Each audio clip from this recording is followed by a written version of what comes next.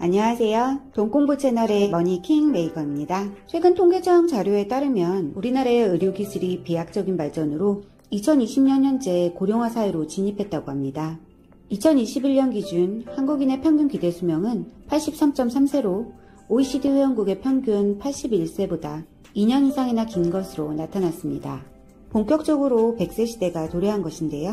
하지만 100세 시대가 누군가에게는 축복이 되었고 코로나19 여파까지 가속화된 빈곤한 고령층에게는 재앙이 되고 있습니다. 오늘의 주제는 100세 시대 축복인가 재앙인가 1탄. 그럼 오늘의 돈공부 시작해 볼게요. 노후 준비. 베이비부머 세대는 버팀목 세대라고 불리기도 하는데요. 가계경제의 주된 수입원으로 부모와 자식을 모두 부양해야 하는 버팀목 역할을 했지만 정작 본인을 위한 노후 준비는 소홀히 한 상태에서 은퇴 시기를 맞은 세대를 말한다고 합니다.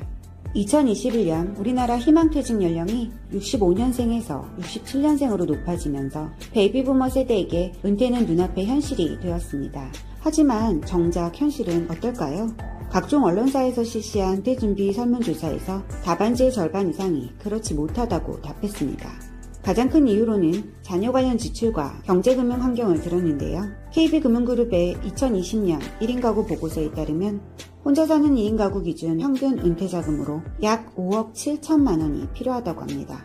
1인 가구 기준 평균 은퇴 나이는 62세로 보고서에 따르면 우리나라 기대 수명 85세 기준으로 노후 기간은 약 23년에서 25년 정도가 된다고 합니다.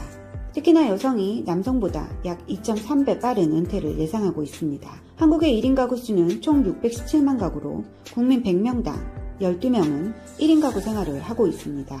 1인 가구 자산 종류별 비중으로는 부동산이 47%, 예적금이 26%, 투자자산이 27%로 집계되었습니다. 2021년 8월 기준 시중은행금리가 0.5%에서 1%를 유지하고 있기 때문에 작년 예적금 61.4%와 투자자산 22.6%를 비교한다면 예적금은 현저히 줄어들고 재테크 투자자산은 크게 늘어났습니다. 국민연금공단 노후준비 서비스 이용자 분석 결과 월평균 노후 생활비는 대략 250만원에서 270만원 정도로 예상했는데요.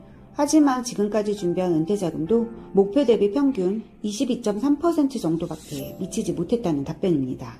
평균 은퇴자금 5억 7천만 원을 마련하기 위해서는 월평균 123만 원을 투자하거나 저축을 해야 하지만 실제 평균 투자나 저축액은 60% 수준인 74만 원에 그치는 것으로 나타났습니다. 응답자의 68%가 노후 준비를 하지 않은 이유 1위로 경제적 여유가 없다고 답했습니다. 하지만 소득이 있는 지금도 경제적 여유가 없다고 느낀다면 소득은 현저히 줄어들거나 소득이 없어지는 노후에는 어떤 상황이 될까요? 고령화 사회. 국민 전체 인구 중에 65세 이상의 노인이 차지하는 비율이 7% 이상인 사회를 고령화 사회, 14% 이상이면 고령 사회, 20% 이상이면 초고령 사회로 분류합니다.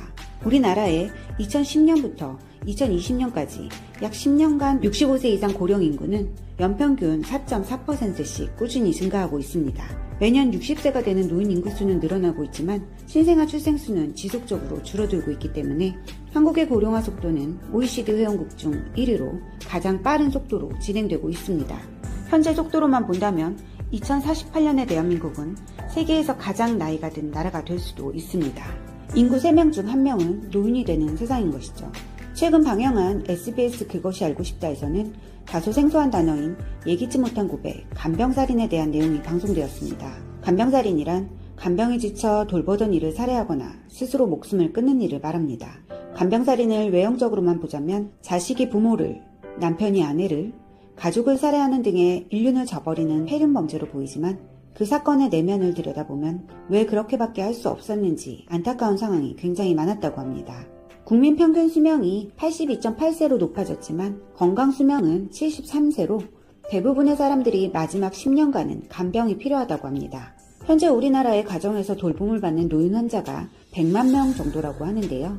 이는 20가구 중 한 집에는 지속적인 간병이 필요한 노인 환자가 살고 있는 수치라고 합니다. 특히나 노인 환자의 숫자와 비례하는 환자를 간병하는 가족들도 있는데요. 간병을 경험하는 가족 중 54%는 우울증을 호소하고, 게다가 간병살인의 가해자들 중 상당수는 살해 뒤에 자살을 시도하는 경우가 많다고 합니다. 물론 어떤 경우에도 살인은 용납될 수 없습니다. 하지만 108건의 간병살인 판결문을 살펴보면 이것은 비단 개인의 잘못으로만 보기에는 무리가 있는 것 같습니다. 물론 정부의 도움 또한 절실합니다. 지속적으로 수렁에 빠져가는 대한민국 고령화 사회 문제 해결을 위해 정부와 관계부처, 민간 모두가 부단히 노력을 해야 합니다. 하지만 민주주의 국가에서 스스로 자립할 수 있게 하는 것이 최고의 복지임을 잊어서는 안 됩니다. 100세 시대는 이제 꿈이 아닌 현실입니다. 노후는 생각보다 길어졌고 생각보다 빨리 찾아옵니다. 개개인의 노후에 맞는 목표 자금과 현금 자산, 부동산과 재테크, 안전한 투자 포트폴리오 설정까지 차근차근 대비해두는 것이 중요합니다. 안정적인 노후 자금이 준비되지 않는다면 은퇴 후에는 더 큰 재앙이 찾아올 수 있습니다. 인간이 만들어낸 눈부신 의료기술의 발전이 과연 신이 내린 축복일까요? 아니면 재앙일까요? 머니킹 메이커는 언제나 더 많은 분들의 현명한 투자를 기원합니다.